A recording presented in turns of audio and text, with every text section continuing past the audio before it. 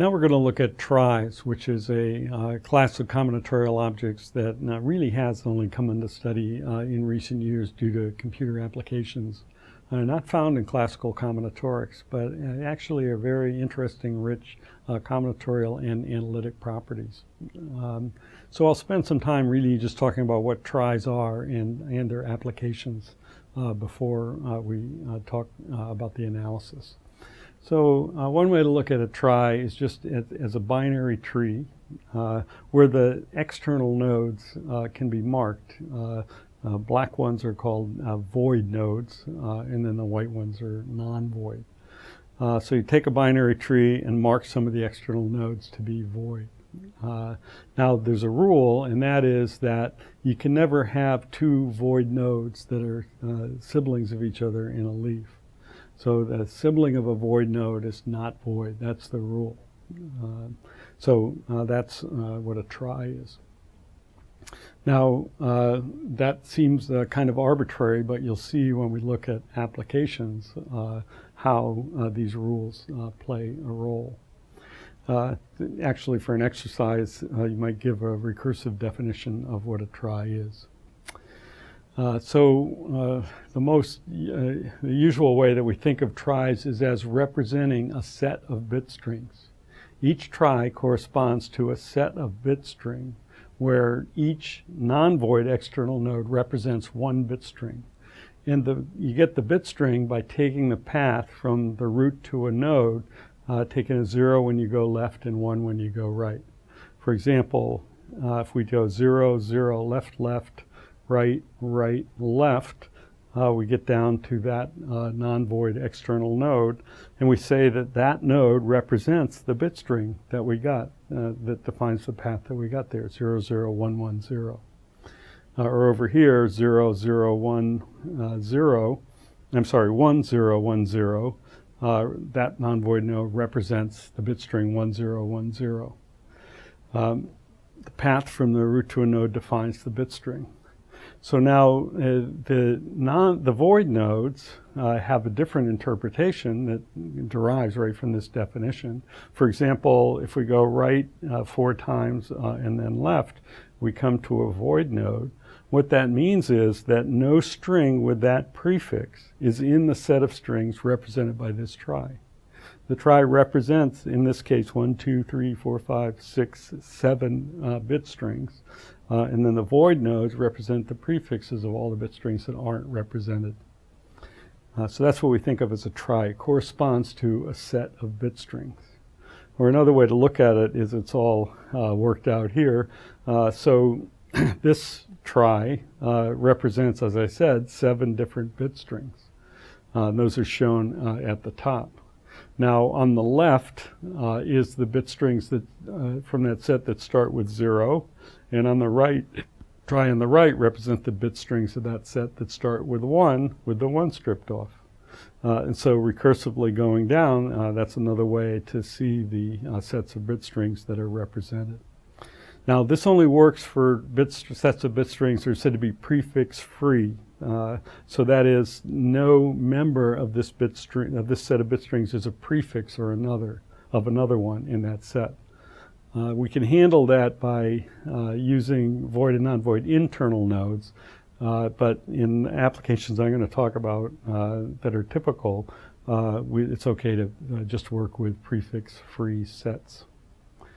So, like for example, fixed length. If all the bit strings are the same length, then it's prefix-free, because they're all different. They're all the same length, and they're different. You can't have one being prefix of another. And that's a typical and useful application of tries.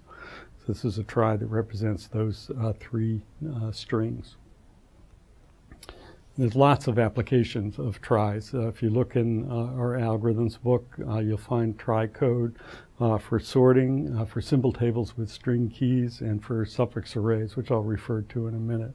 They play a role in classic data compression algorithms, Huffman's code and Lempel-Ziv-Welsh compression. And we'll look at the use of tries to understand decision-making, collision resolution, leader election algorithms. They play a very important role nowadays in network systems and bioinformatics, internet search, all kinds of commercial data processing. Very important data structure that's often overlooked. That's why I'm taking the time to talk about some of these applications to motivate the analysis, because they're not so easy to analyze, as we'll see. So here's the basic application, which is for symbol tables. So trie represents a set of bit strings. So what we have is, just going from the definition, a search algorithm for determining whether a given bit string is in the set represented by the trie. And the basic idea is, if the leading bit of your key is 0, go to the left. If it's 1, go to the right, and then use the remainder of the string recursively. If you get to a void external node, it means that the one you're looking for is not in the set represented by the trie. If you get to a non-void external node and you're at the end of your bit string, then you report success. You did find the key.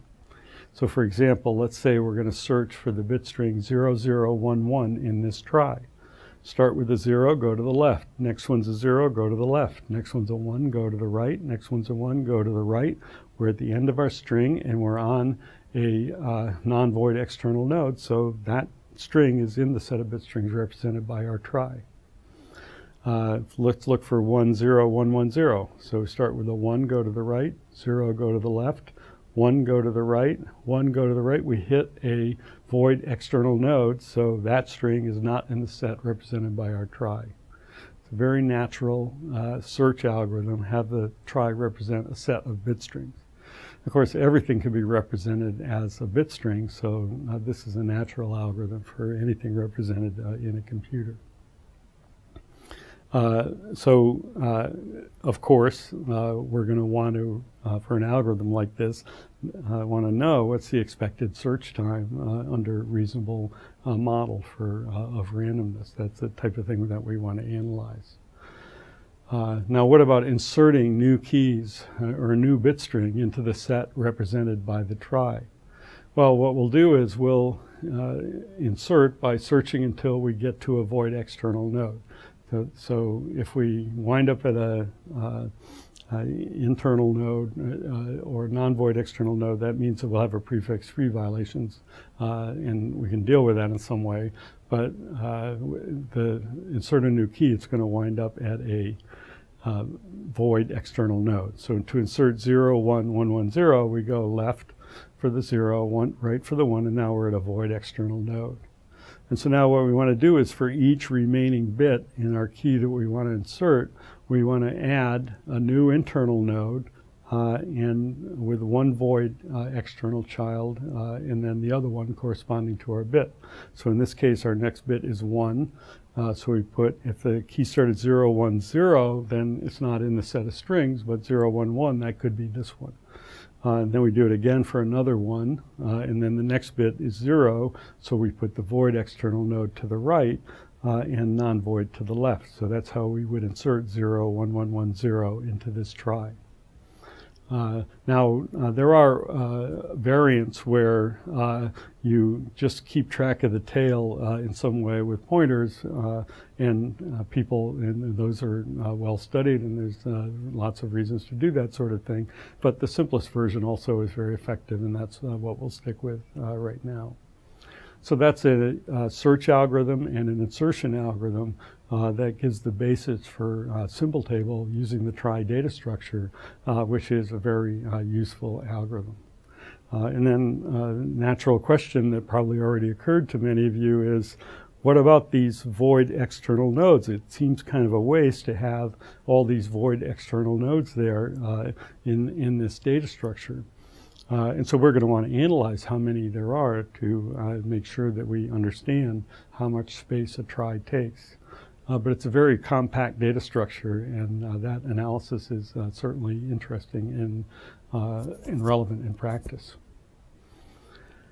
Okay, so here's another application of tries. What we want to do is, we have a given string S, and just for an example, I'll use a genomic string made up of A's, C's, T's, and G's. And these things could be huge. It could be billions of letters. And we want to know, is a particular substring in our string? So like if for this string, is ACCTA in there? And the answer is yes, starting at 0. What about CCT? Yeah, there's plenty of places where CCT occur in this string. What about TGA? No, there's no occurrence of TGA. So we have a specific string that's huge, and we want to be able to quickly do substring search. And there's all kinds of applications in genomics where it's important to be able to do an operation like this quickly. So search in genomic data, and this is also useful in intranet search. When you do a Google search, you not only get to the page that you're looking for, but you get context, you get where the substring is in that page, and that uses a data structure like this and many other applications. So the solution method that I'll talk about is a so-called suffix multi-way try, generalizing the try for this problem. And so the idea is to, if you have your given string, what we're going to do is work with all the suffixes of the string. So the original string, A, CCT, A, G, G, CCT, if we leave off the A, then we have CCTA and so forth. So if the string is of size n, we have n strings for all the suffixes. And we're going to treat those as different strings and just insert them into the try. That's called a suffix try. Now notice that's prefix-free. None of these is a prefix of another because, well, they're all different lengths. It's a prefix-free set. And they all end. We have them all end with a character that isn't found anywhere else in the try. So then the idea is that every internal node of this try corresponds to some substring of our original string. So to answer the question, is X a substring of X, we use the characters of our query to traverse the try. So for example, if we're looking for A, C, CTA, then we can, when we get to a non-void external node, that tells us that that one is in there, and it tells us what position it is. So we built the try AC. If we see something that starts with AC, then we look starting at position 0 and continue our search, and the ACCTA is there. If we encounter a void node, then, so for example, if we're looking for CCT, then we find a void node, CCT is there because we found it in an internal node, but something like TGA, we end up at a void node and we're out of there. If we reach the end of the string, then we're fine. If we hit a void node, we know that it's not there. So this is a very simple algorithm to answer this is X a substring of S question and a fine application of tries. And again, the number of void nodes and what does it mean to be a random try and how long is the search and so forth, all of these kinds of questions are going to be important and relevant in practice. Here's another application of tries. Tries is a model for an algorithm, so-called leader election algorithm. This is important in distributed systems. So the idea is you have a group of individuals and they would need to elect a leader. And what they're going to do is each flip a coin. So it's a distributed, there could be a large number of them, they'll each flip a coin. We'll count ones as winners and zeros as losers. So everybody that gets a 1 when they flip a coin survives for the next round. And the ones that got 0 are gone. So now we just worry about the ones that got 1s. Again, they each flip a coin. In this case, the 2 green ones get a 0, so they're the losers and they're eliminated, and only the ones that got 1 continue to the next round. They each flip a coin. Again, 2 are eliminated and 3 are left, the ones that got 1s. They each flip a coin. In this case, they all get 1, so they all advance to the next round. And then we have a void node. And then again, nobody eliminated. Now they each flip a coin, and only the blue one survives, so that's the winner. So this is a very simple method for choosing a leader in a distributed manner among n people. Now there's a possible problem, and that is a procedure might fail. What if they all throw 0? Then in that case, they're all losers. There's no winner. Procedure might fail. So obviously we're going to be interested in what's the chance of failure.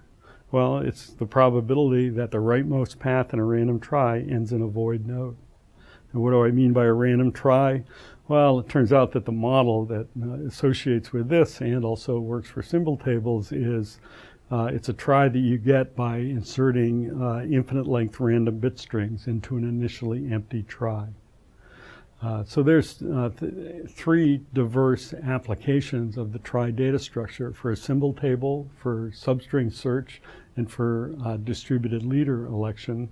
And all of this is to motivate studying this combinatorial structure. So for distributed leader, we want to know what's the number of rounds. Well, it's the expected length of the rightmost path in a random try. That's how many rounds, and then your probability of success. From that, you can calculate how effective this method is going to be.